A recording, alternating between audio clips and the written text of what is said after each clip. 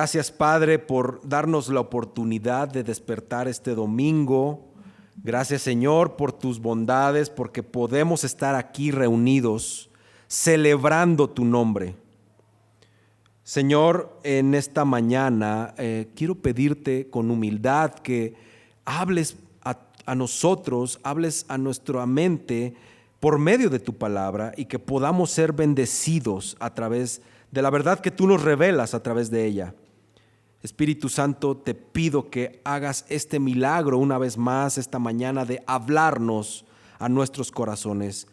Gracias, Dios, por amarnos tanto. Gracias por tu generosidad y bondad de tenernos tu palabra revelada. Es un gran regalo para nosotros y te pido, Señor, que me ayudes a predicar con fidelidad tu palabra, que a pesar de mi ineptitud en hacer esto, pues tú hables a tu iglesia. En eso confío, Señor. En el nombre de Jesús te lo pido, en el nombre de tu Hijo amado. Amén. Puedes tomar asiento, por favor, perdón.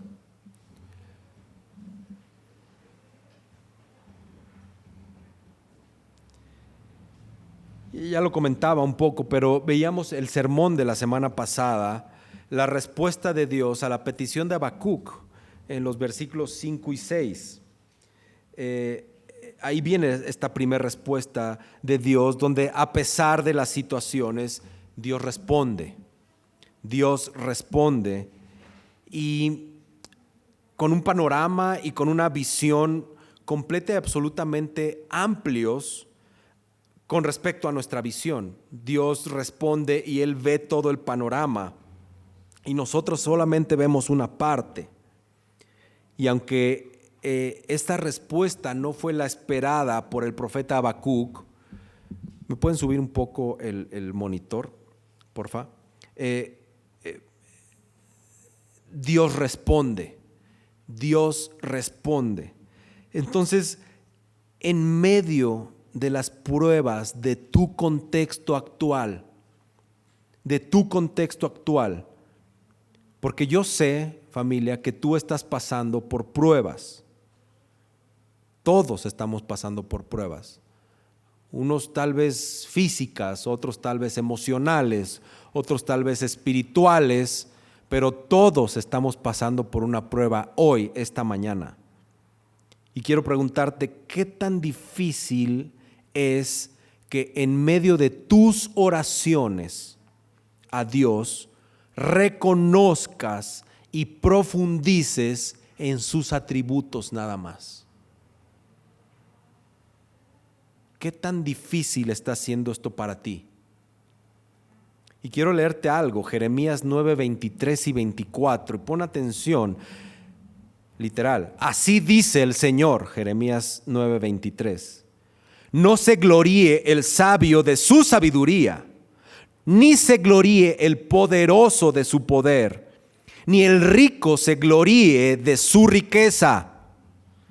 Pero si alguien se gloría, gloríese de esto, de que me entiende y me conoce. ¿Te fijaste? Si de algo podemos gloriarnos, tendría que ser de gloriarnos solo en el conocimiento que tenemos en el Señor y de que conocemos al Señor. Y si somos honestos con nosotros mismos y con Dios, creo que hemos desperdiciado cientos de horas de oración a lo largo de nuestras vidas. Son años de vida.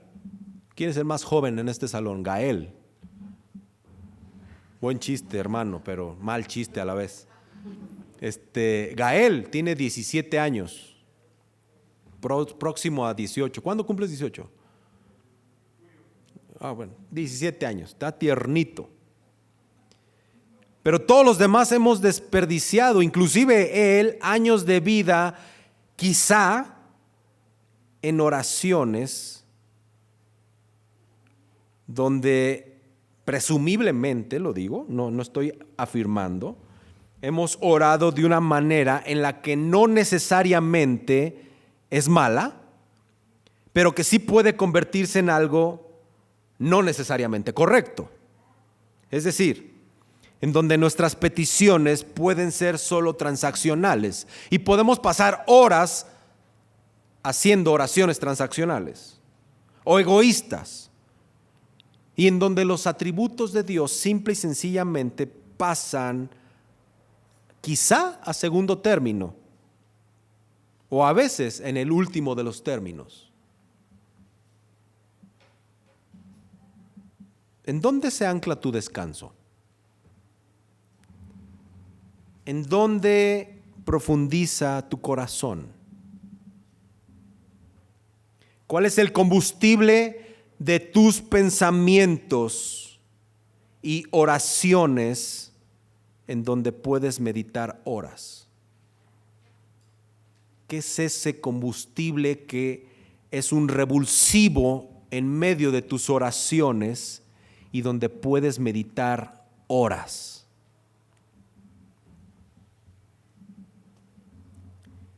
Titulé este sermón como Yahweh, el gran yo soy, el Dios que me inspira. Y trataré de desarrollarlo en 3 puntos. Así que vamos con el primero: las características permanentes de Dios. Yo no sé si ya leíste Habacuc. ¿Ya lo leíste? ¿Cuántas veces lo has leído? 1, muy bien. Léelo más. 2, muy bien. Léanlo más. ¿Cuántas? 3, ya vamos subiendo. Léanlo más, porque lo que acabamos de leer pareciera algo sin chiste, algo como un salmo más, que si no pones atención y no fijas tu atención y haces un foco en lo que estamos leyendo, te vas de frente, te vas de filo. Tú quieres llegar al 2:4, donde dice que más el justo más la fe vivirá. Ahí quiero llegar. Pero ¿qué estamos leyendo acá? Y la primera parte del versículo 12 dice: ¿no eres tú desde la eternidad, oh Señor, Dios mío, santo mío? Y solo en esta frase hay un montón de cosas importantes. Como Dios mismo había señalado en el versículo 5, Habacuc no podía creer lo que estaba oyendo de parte de Dios. La respuesta a su queja lo condujo a él a una situación pues de más temor, con la que con tanto dolor él había abierto su corazón. Él se había puesto delante de Dios. La violencia lo rodeaba. La violencia dominaba el contexto de Habacuc y él sentía que le pisaban los talones ya. Y al final esa violencia él sabía que se iba a terminar ejecutando. El remedio de la invasión babilónica era peor que la enfermedad del pecado del pueblo de Judá. Y la respuesta de Dios había horrorizado a Habacuc. Cuando el profeta se refiere a su Dios con minúsculas en el versículo 11, quizá esto haya provocado en él, es una idea, que por eso en el versículo 12 él clama desesperado: Dios mío.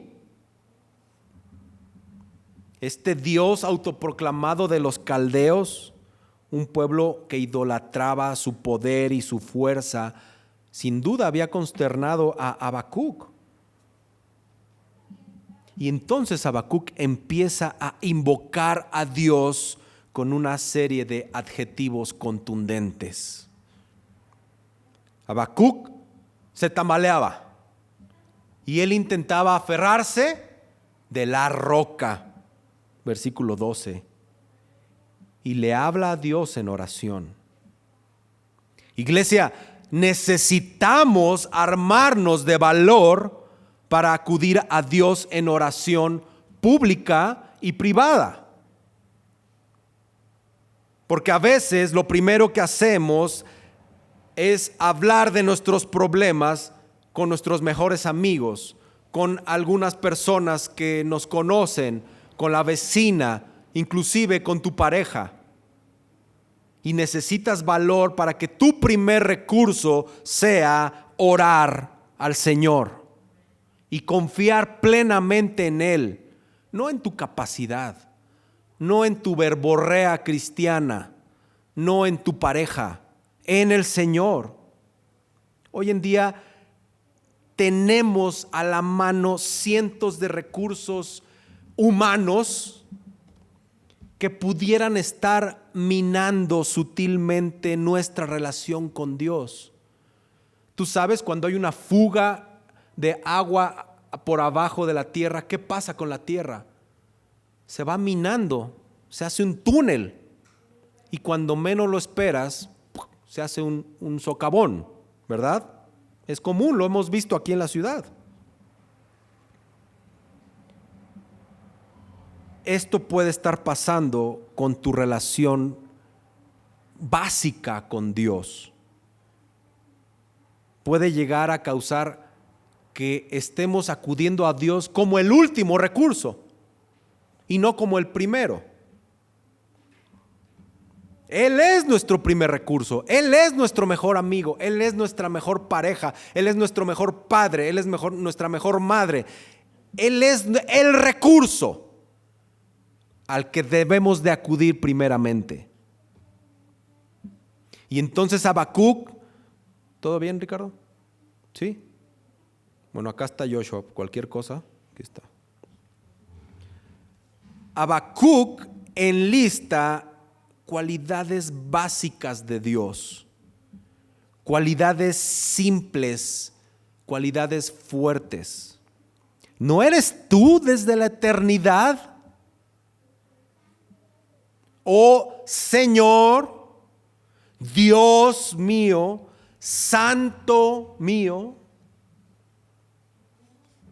Recuerda que en aquella época los caldeos era el fenómeno de la sociedad y era algo muy reciente en el mundo. Entonces su poder, su presencia crecían rápidamente, pero al final de cuentas ellos no dejaban de ser seres humanos, frágiles, débiles. Incluso si Habacuc no estuviera convencido de la vulnerabilidad de los caldeos, él simple y sencillamente tenía que recordar la naturaleza eterna de Dios para él poder tener otra perspectiva. Y quiero que pongas atención en esto. Habacuc, convencido de la vulnerabilidad del enemigo, provocó que él al reconocer la naturaleza eterna de Dios, le dio a Habacuc otra perspectiva. Hermanos, el secreto en realidad no es convencernos a nosotros mismos del poder o de la ayuda de personas sobre nosotros, porque eso es temporal. El consejo o el peligro, vamos a hablar de que tú le pides consejo a alguien, eso es temporal. Las personas son temporales. Y si estuviéramos hablando en un contexto de violencia, no hay poder que perdure. Es temporal también, porque Habacuc está viviendo estas dos cosas. Tenemos que centrarnos en la naturaleza eterna e inalterable de Dios y de su divinidad esencial. Los caldeos eran arrogantes. Y en ese mismo momento Habacuc se recordaba a él mismo que el Señor ya reina en los cielos. Por muy fuerte que sea la violencia que vive el país o cualquier país, pero específicamente aquí en México,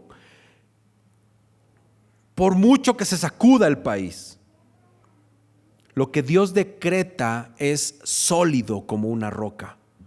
Las ordenanzas de Dios son sólidas. No importa lo que suceda, Dios reina. Hoy mismo Dios ya está reinando. Jesús ya está reinando.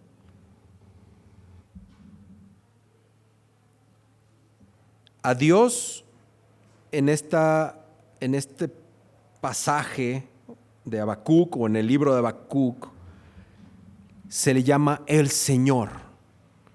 Y en el original está hablando de Yahvé o de Yahweh. Y varias veces le menciona así a Habacuc. Habacuc quiere enfatizar esta relación que hay entre el pacto de Dios y el pueblo de Dios, entre Dios y el profeta. Yahweh es el nombre con el que se identificó el Señor delante de Moisés cuando estableció el pacto con el pueblo de Israel. Nosotros mismos en nuestro logo de Coram Deo tenemos la zarza ardiente, ¿verdad? Que significa la presencia de Dios, o ese es el símbolo que nosotros le quisimos dar. Esta palabra es una palabra hebrea que tiene 4 letras: Y, W, H, W y H. Y están relacionadas con un verbo que significa ser. El verbo que significa estas 4 palabras es el verbo ser. Y prácticamente su mejor traducción es yo soy el que soy. Es el nombre divino de Dios. Se suele traducir como yo soy. Y esta palabra hebrea, aunque se ha transcrito como Yahvé, o sea, se le han puesto vocales o Yahweh, básicamente esta palabra tiene la intención de representar un sonido de alguien cuando respira, cuando alguien aspira aire, ¿sí? Y no hay forma de ponerle letras. Le pusimos letras para poder pronunciarlo, pero no hay forma de pronunciar la YHWH, o sea, no existe. Pero al ponerle vocales se pudiera interpretar o representar el sonido de alguien cuando respira, con jalas aire. Hoy en día los judíos devotos consideran blasfemo pronunciar el nombre de Dios porque es demasiado santo. ¿Ok? Así que esta palabra se respira como un sonido y pues no hay forma de pronunciar un nombre específico, pues claro. Pero a eso se refiere cuando Habacuc dice el Señor. Él está hablando de el gran yo soy. De yo soy el que soy, dice Dios. Y Habacuc en estas palabras se está humillando delante de Dios. Y él se está recordando quién es el Señor. ¿Quién es el Señor? ¿Quién es el Señor que hizo un pacto con su pueblo? Habacuc está diciendo, este es el Dios viviente, el gran yo soy. Y hace este contraste con otros dioses pequeños que pudiera haber, y sobre todo el Dios de los caldeos. Entonces aquí Habacuc hace 2 declaraciones personales de fe fuertes. Dios mío, santo mío. Dios le acaba de revelar a Habacuc el papel de los caldeos y que eran dirigidos por Dios mismo. Pero el profeta está afirmando en sus palabras que su vida, su identidad están inexplicablemente ligadas a la vida y a la identidad del Señor. Es decir, Habacuc no existe fuera del Señor. Tú y yo no existimos fuera del Señor. Habacuc sabe ahora que está completamente desnudo delante de los ojos del Dios. Y él se da cuenta que hasta para respirar depende totalmente de este Dios, al quien él le ha abierto su corazón. Hechos 17:28 dice, en él vivimos, nos movemos y existimos. Así que estas palabras del profeta Habacuc en esta primera frase de decir Dios mío, pues tienen una mezcla de pasión, pero a la vez de desafío. Como decir: Dios, hagas lo que hagas y digas lo que digas, no voy a dejarte ir, ni me voy a dejar que te libres de mí. Soy tuyo y tú eres mío. Tú y yo, cuando las presiones internas en tu casa o las presiones externas, similares a lo que vivía Habacuc, nos doblegan, necesitamos examinar nuevamente lo que Dios significa en nuestras vidas, el valor que tiene Dios en tu vida en medio de estas pruebas. ¿Realmente es tu Dios? ¿Realmente puedes levantar los ojos y mirar y decir: Dios mío? ¿Le estás honrando para que realmente tus palabras tengan ese valor? Y aún más, Habacuc no solo se queda ahí, le dice: Santo mío, de una manera íntima. Y esta es una descripción distintiva de Dios. Es lo que diferencia a Dios de cualquier persona, de cualquier criatura, de cualquier ente viviente, es la santidad.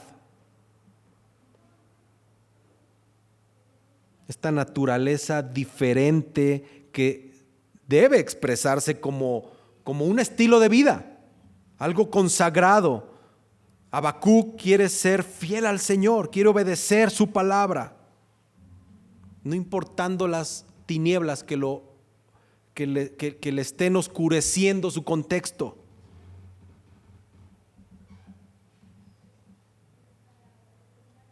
Habacuc, quiere hacer esta distinción en el santo Dios, una diferencia.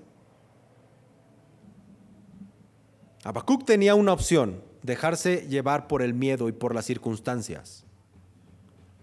Pero él no quiso permitir que esa cultura violenta le absorbiera, le quitara su paz. Tendría que estar renunciando a sus convicciones. La fe de Habacuc estaba siendo seriamente probada.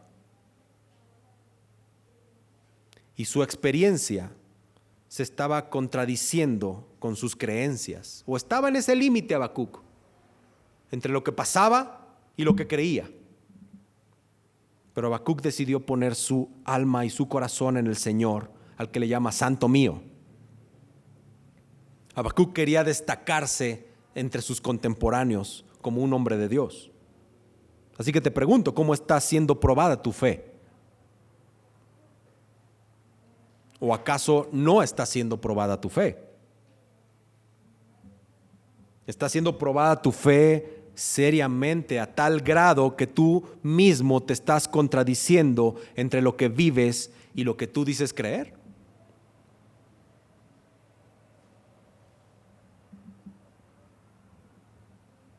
Después de esto, Habacuc afirma: no moriremos. Y esta es una parte muy complicada, porque pues ha habido muchos debates entre los comentaristas.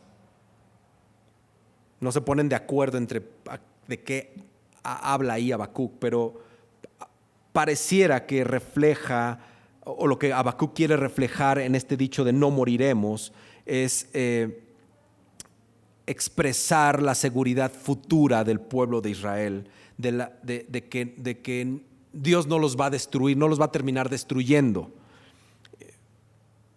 Pero lo cierto es que Habacuc está reflejando aquí su fe, y su fe está empezando a aumentar, porque empieza a enumerar atributos de Dios en su oración. Así como tú y yo, cuando oramos y empezamos a profundizar en Dios, ¿te ha pasado que empiezas a profundizar en los atributos de Dios, en su amor, en su santidad, en su soberanía? Y ahí ya llevas una hora orando en esos 3 atributos, en su inmutabilidad, en su infinidad, en su gracia, en su poder, en su fidelidad, en su bondad, en su misericordia, en su gracia. Y ahí ya llevas como 3 horas orando, solo en esto, enfocándote en tu ancla. Esta fe que se vio aumentada en Habacuc, iglesia amada, también puede experimentarse en nosotros. Cuando nosotros quitamos deliberadamente los ojos de nuestros ídolos, cuando quitamos nuestros ojos en la sociedad, cuando ponemos nuestros ojos únicamente en el Señor.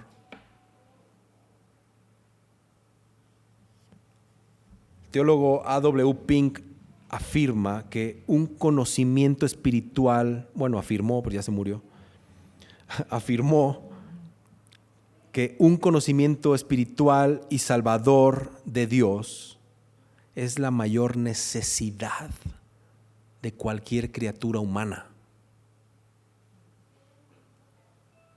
¿Cuál es tu mayor necesidad? Ponle número.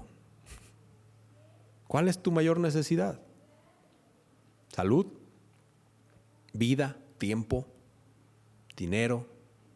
¿Estudios? ¿Logros? ¿Paz? ¿Cuál es tu mayor necesidad? ¿Matrimonio?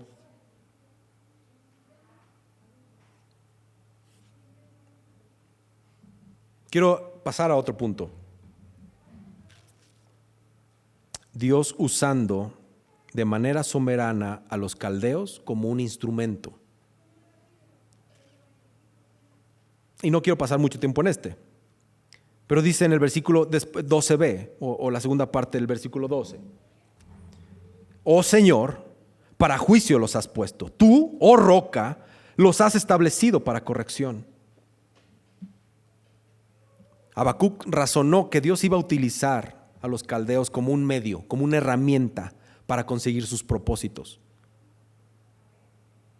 El profeta estaba dispuesto a analizar esta amarga verdad.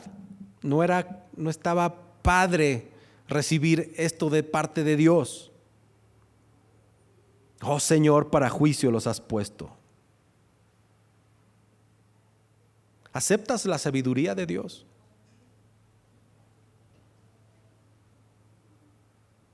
Por muy oscura que parezca en ese momento.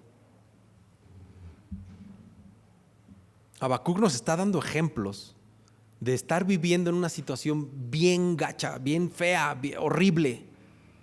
Y el Señor le responde cosas que él no quiere. Pero es la sabiduría de Dios.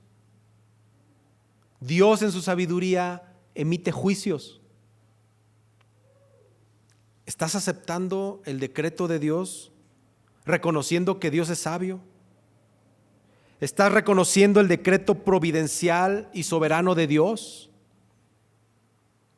Estamos hablando de este Yahweh, del gran yo soy, del que dice yo soy el que soy. Está dando un decreto soberano en tu vida. Así lo ha determinado. Estás como estás porque Dios así lo ha determinado.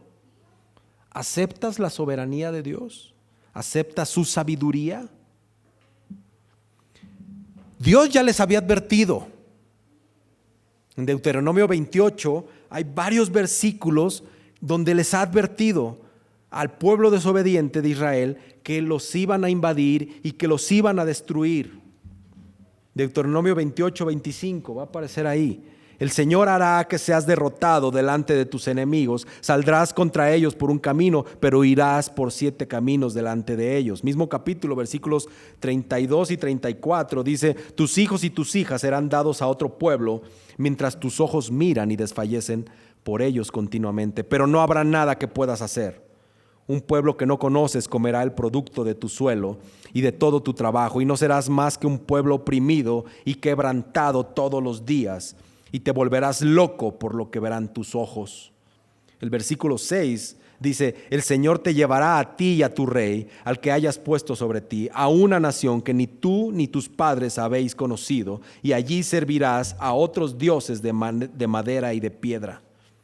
Y luego los versículos 49 y 50 dice: el Señor levantará contra ti una nación de lejos, desde el extranjero de la tierra, desde el extremo de la tierra, que descenderá rauda como águila, una nación cuya lengua no entenderás, una nación de rostro fiero que no tendrá respeto al anciano, ni tendrá compasión del niño.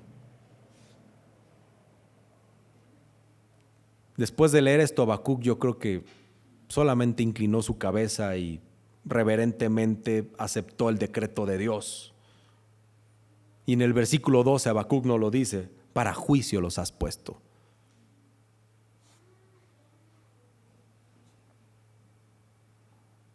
Y después de esto, ¿qué creen que hace Habacuc? En el versículo 13 al 17. Después de lo que hemos visto, ¿qué creen que hace Habacuc? Después de enumerar los atributos de Dios, viene otra queja de Habacuc. Fíjate por dónde hemos estado pasando.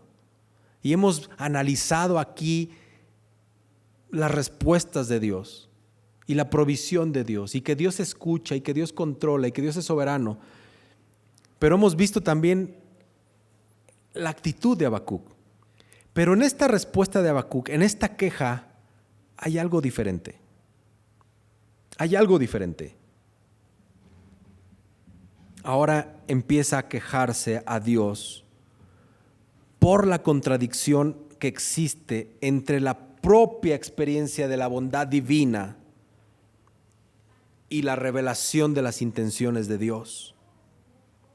Otra vez Habacuc pregunta: ¿por qué? ¿Por qué? El versículo 13: muy limpios son tus ojos para mirar el mal, Habacuc a Dios, y no puedes contemplar la opresión. ¿Por qué miras con agrado a los que proceden pérfidamente y guardas silencio cuando el impío devora al que es más justo que él?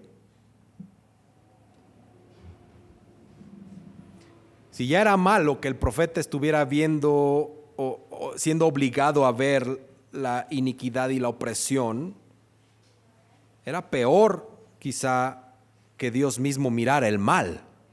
Es el razonamiento de Habacuc, que Dios tenga que contemplar la opresión de aquellos que proceden pérfidamente o deslealmente.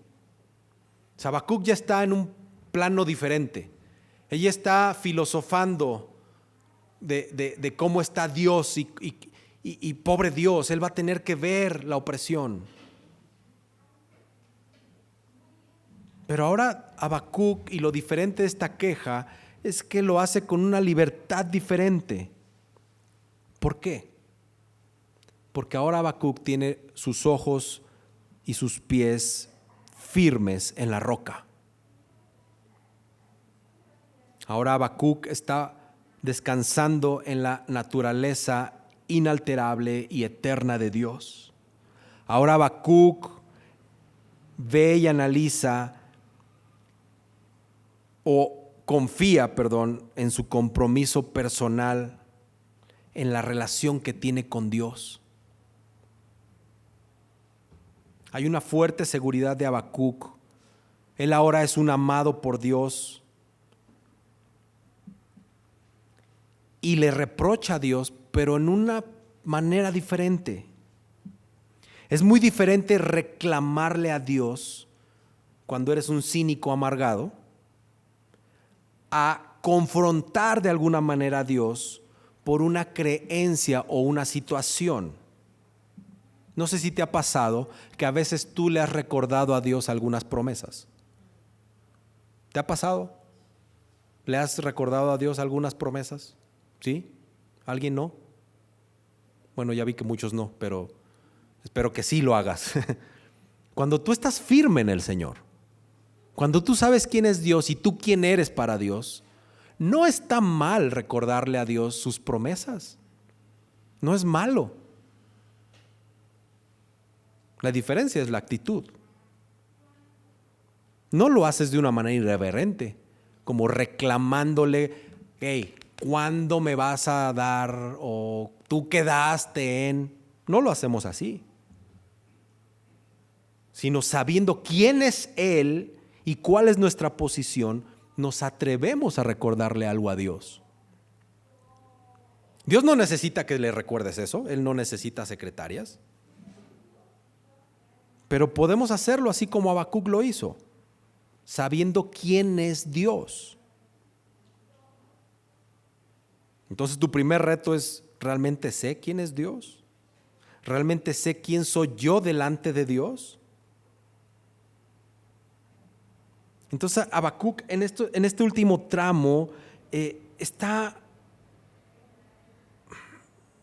pues, de alguna manera no enojado, pero está en esta contradicción de cómo Dios está utilizando a un pueblo impío y cómo Dios permite y ordena que un pueblo así esté arrasando con el pueblo que es más justo que el otro pueblo. Y aquí viene algo interesante: cómo Habacuc aborda esto. Cómo los seres humanos abordamos especialmente estos temas cuando se trata o cuando la santidad de Dios está en medio. Porque muchas veces nosotros asumimos puestos que no nos corresponden. Nos hacemos los jueces morales.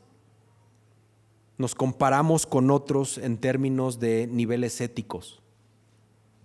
Porque aquí lo que hace Habacuc es que le está diciendo a Dios que está utilizando a un pueblo impío para arrasar con el pueblo que es un pueblo que era justo o más justo que los caldeos.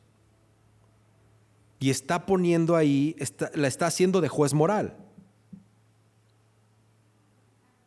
Por muy impío que hubiera sido su propio pueblo, es más justo que los babilonios. Es lo que hace Habacuc. Y no has hecho eso, no hemos hecho eso.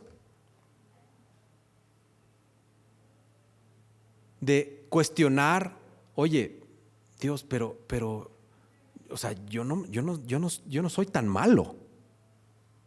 O sea, yo ayudo. Yo tengo una muy buena ética, mi moral es alta. ¿Cómo es posible que bendigas a ese pecador, a ese hermano, a esa hermana, cuando yo estoy más arriba? Creernos moralmente superiores es una estrategia o es una política que estamos viendo en esta generación, donde nos creemos superiores, donde nos creemos más. Y esto solamente nos lleva a la autodestrucción. Fíjate lo que dice Romanos 3 del 10 al 12. Como está escrito: no hay justo ni aun uno. No hay quien entienda, no hay quien busque a Dios. Todos se han desviado, a una se hicieron inútiles y no hay quien haga lo bueno, no hay ni siquiera uno. Para Dios todos los pecados son iguales, los del pueblo de Israel y los de los babilonios o de los caldeos. No había diferencia. Por mucho que nosotros digamos que esta persona es medio malvada, o que esta es más que la otra, o esta es menos que aquella. Pero Dios mismo en Romanos declara esto, en Romanos 3, 22, 23, más adelante. Porque no hay distinción por cuanto todos pecaron y no alcanzan la gloria de Dios. Los ojos limpios de Dios ven la corrupción del humano de cualquier pueblo, de cualquier nación, de cualquier cultura.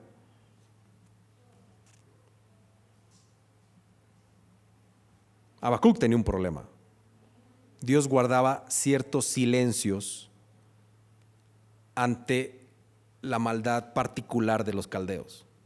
Y él no concebía esto. Habacuc no podía con esto. Y luego, más adelante, versículo 15, pone una ilustración de un pescador. Ese pescador son los caldeos y está hablando de ellos.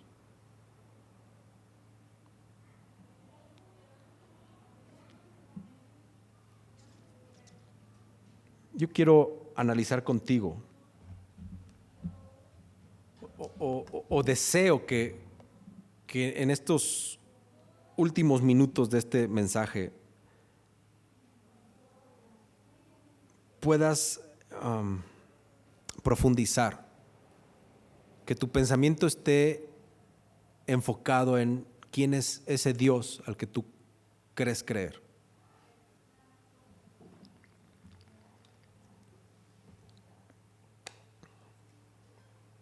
Y quiero repetirte lo del principio.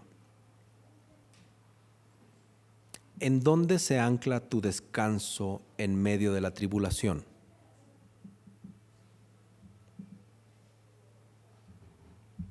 ¿En dónde profundiza tu corazón cuando la duda se mantiene?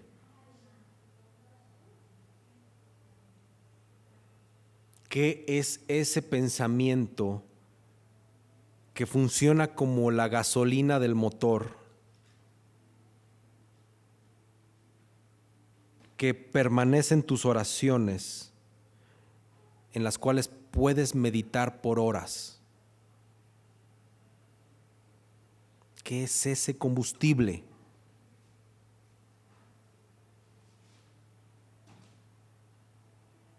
¿Cuál es ese revulsivo que hay en ti, en tu espiritualidad, que provoca que tú descanses en el Señor? Porque, ¿sabes? Va a haber muchas peticiones que tú hagas a Dios. Muchas. ¿Cuántas peticiones en promedio le haces al día a Dios? ¿20? ¿30? Una, si eres de los que no oran, pues una. Porque igual nada más le dices, Señor, bendice estos alimentos y ya, ¿no?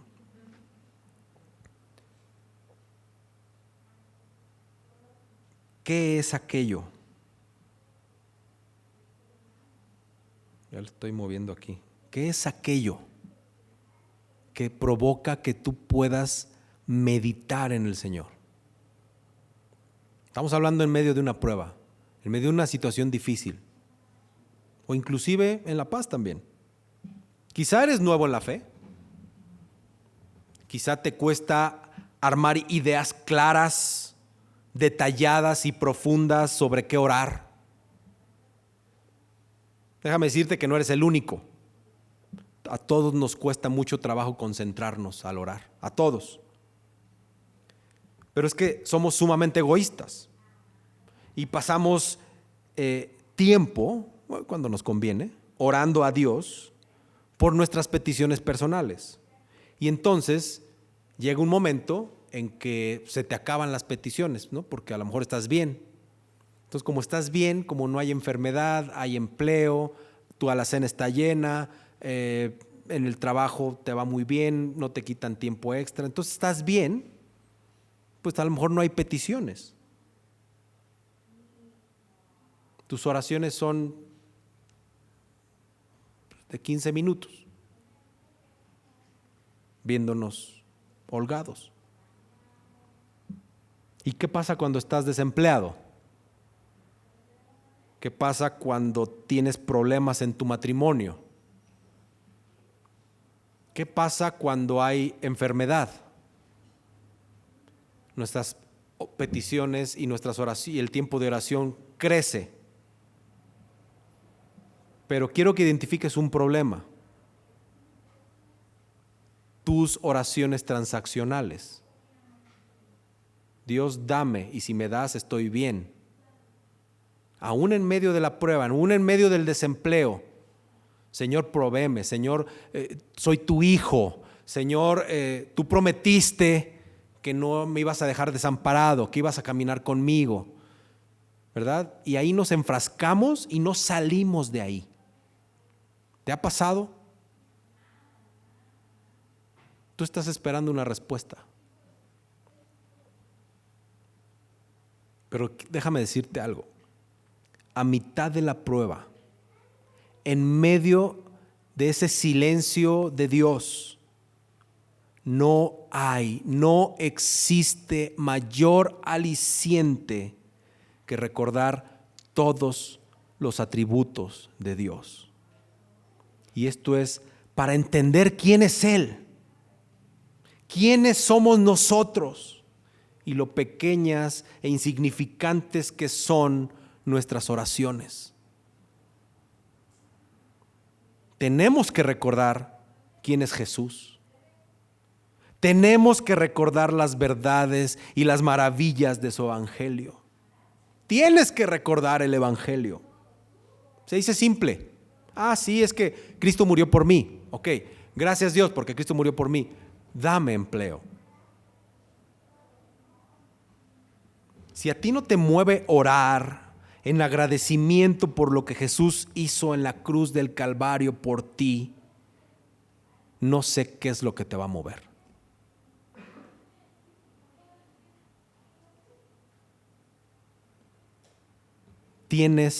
Tenemos que entender que Dios aborrece el pecado y que es por nuestra causa y solo nuestra causa que Él se separó de nosotros.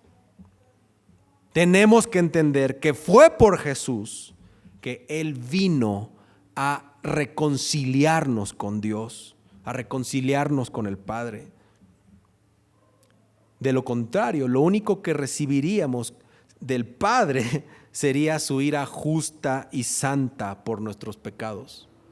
Eso lo tienes que estar recordando en tus oraciones diarias. Tenemos que entender que Jesús vino a esta tierra, se encarnó, el Dios Santo se encarnó y vivió la vida perfecta que tú y yo no íbamos a poder vivir jamás, ni podremos vivir. Que Él se convirtió en este Cordero puro y santo y sin mancha, apto para autosacrificarse por nosotros. Tenemos que entender eso. Tenemos que entender que Jesús, con su muerte y el derramamiento completo de su sangre, pagó por todos y cada uno de nuestros pecados, los pasados, los presentes y los futuros. Tenemos que entender que que a través de Jesús el Padre nos está dando salvación, nos está regalando una vida eterna a su lado. Tenemos que recordar y entender que Cristo viene por ti, por mí, por su iglesia y que está pronto a hacerlo. Tenemos que entender que no hay nada que tú y yo podamos hacer en esta vida ni en 1000 vidas para lograr todo lo que te acabo de decir. Tenemos que entender que el evangelio es gratis y es solo cuestión de creer y depositar nuestra fe y confianza en Jesús. ¿En qué te anclas cuando oras? ¿En qué te anclas cuando oras? ¿Solo en tu necesidad? ¿Solo en tu situación? ¿Solo en tu problema? ¿Solo en tu momento triste, de soledad, de incomprensión? Tienes que poner mucha atención si tu oración se basa en tu yo, en lo que a ti te pasa. ¿Sabes que antes de que tú hables, el Señor ya conoce lo que le vas a pedir? Pues, ¿para qué hablamos? ¿No? ¿Por qué no hacer una prueba? ¿Por qué no empezamos adorando al Señor por quién es el Señor? De verdad, yo sé que lo has hecho en tus oraciones, porque no creo que no lo hayas hecho, pero sé que lo has hecho. Que cuando empiezas a reconocer los atributos del Señor y pasas mucho tiempo ahí, en esa zona de adoración al Señor, ¿no te pasa que el Señor te quita tu congoja? ¿No te pasa que el Señor te quita el estrés y la presión de tu mal? De tu tristeza. A mí me ha pasado que llega un momento en que ya ni siquiera me duele por lo que estaba orando. El Señor me daba esa paz. A eso se refiere con esa paz que sobreabunda o que sobrepasa cualquier entendimiento. Porque no entendemos qué está pasando, pero en ese momento estamos reconociendo al Señor por sus atributos. Y llega un momento en que, ok, pues ahí te encargo lo mío, ¿no? Pero ya estuvimos mucho tiempo adorando al Señor, mucho tiempo reconociendo su obra, reconociendo quién es Él.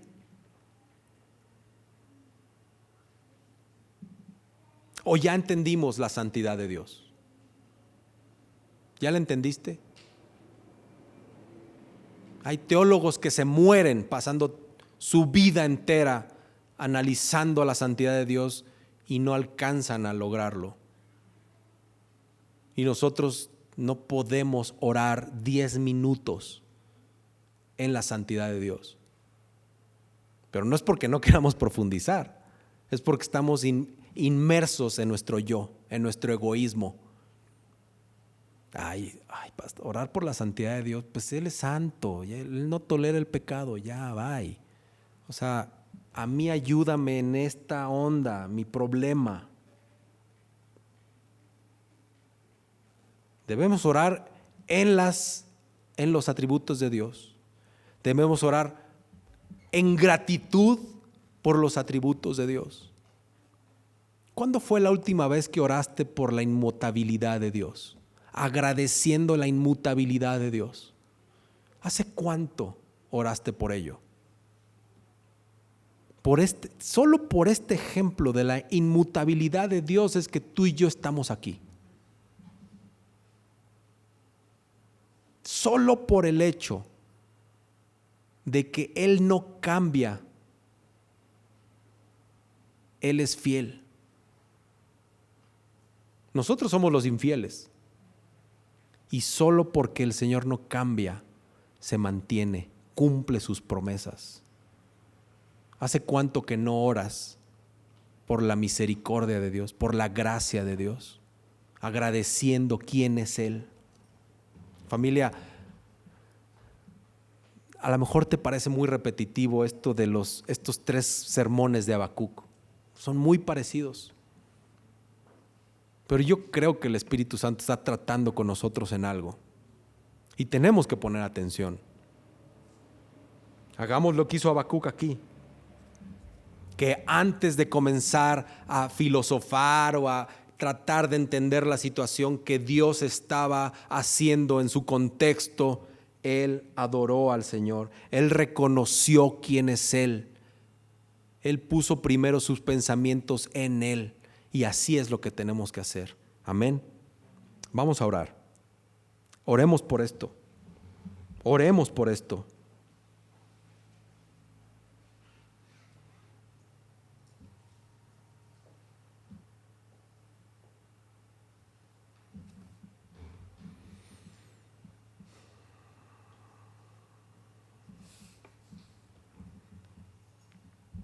Padre, en esta mañana queremos levantar nuestra voz delante de ti, pidiéndote, Señor, rogándote, porque tú nos puedas dar un conocimiento pleno de quién eres tú.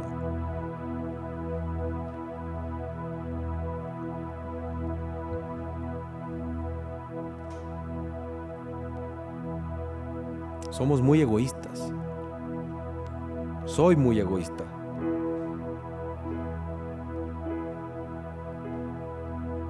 Se me olvida de dónde me sacaste. Se me olvida reconocer quién eres. Empiezo a orar y me enfoco en mis necesidades únicamente, en mi salud, en mi bienestar. Y no es malo. Yo sé que te agradas cuando oramos a ti. Pero Señor, tenemos que reconocer que se nos ha olvidado quién eres tú. Se nos ha olvidado qué haces tú.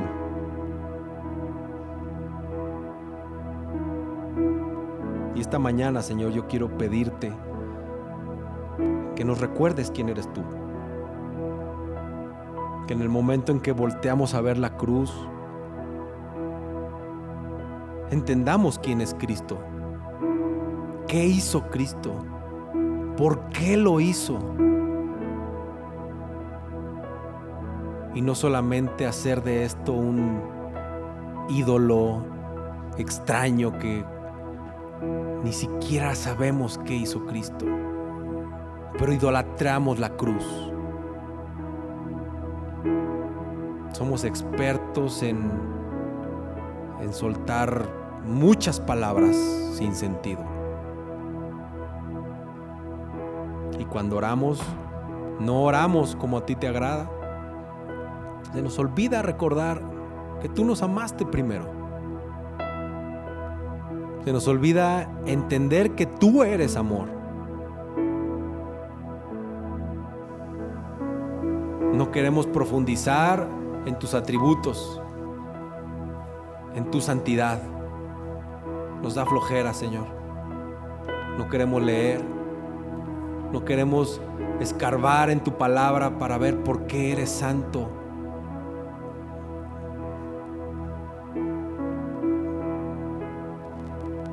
Cuando das algún decreto soberano en nuestras vidas, no nos gusta tu concepto soberano, pero oramos de tu soberanía cuando se trata del problema del vecino, de la enfermedad del amigo o del hermano, y decimos: Señor, el Señor es soberano, sométete a Él.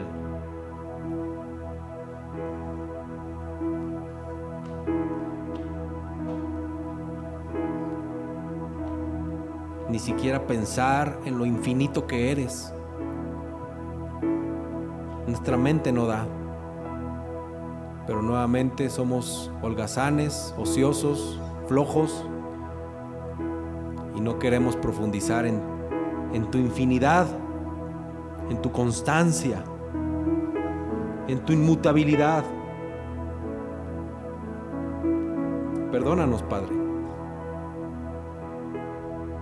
porque somos egoístas, porque solo vemos nuestro sufrimiento, nuestro dolor, nuestras circunstancias. Es que me hicieron, es que me dijeron, es que no vi, es que no sentí, es que son muy fríos.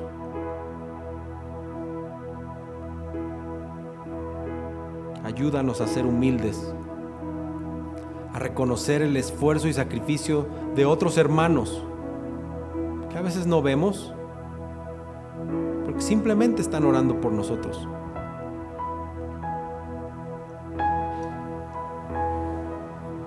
Y eso tiene que ver con tu amor, porque tú has puesto a otras personas para amarnos. Se nos olvida tu gracia y tu misericordia.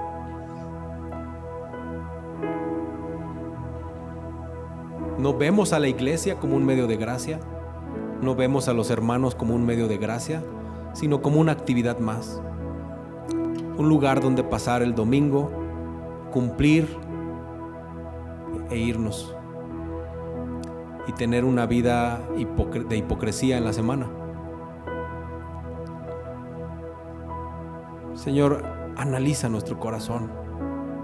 Ayúdanos a reconocer lo mal que lo hemos hecho, y que si no fuera por Jesús, si no fuera por el Espíritu Santo que interpreta y traduce nuestras oraciones y las presenta santas delante del Padre, pues no sé qué estaríamos haciendo, no sé qué seríamos. Ayúdanos a descansar en ti, pero no de una manera conchuda o holgazana. Ayúdanos a descansar en ti porque creemos en ti, porque nuestra fe está puesta en ti, porque estamos anclados en ti, porque no hay viento que nos pueda mover. Reconocemos y sabemos la obra de Jesús y que es nuestra ancla, y que estamos parados en la roca, en esa roca firme, no sobre la arena. Queremos ser hijos tuyos obedientes, que oren con profundidad.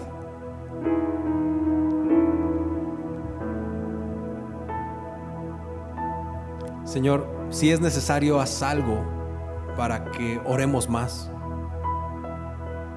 Si vas a usar un medio como lo hiciste con Habacuc y el pueblo de Israel, de usar un medio no tan ortodoxo y aparentemente cruel, hazlo en nuestras vidas. Corrígenos, Corrígenos. Y que no minimicemos la oración, que no minimicemos tus atributos, que sacrifiquemos nuestros tiempos libres, nuestros tiempos de sueño, que sacrifiquemos las horas que pasamos en la televisión para orar al menos 30 minutos. Dobla nuestras rodillas, Señor, voluntariamente o a la fuerza, pero dobla nuestras rodillas. Queremos ser cristianos que oran. Queremos ser una iglesia que ora, que no se aburre cuando el predicador pasa a orar.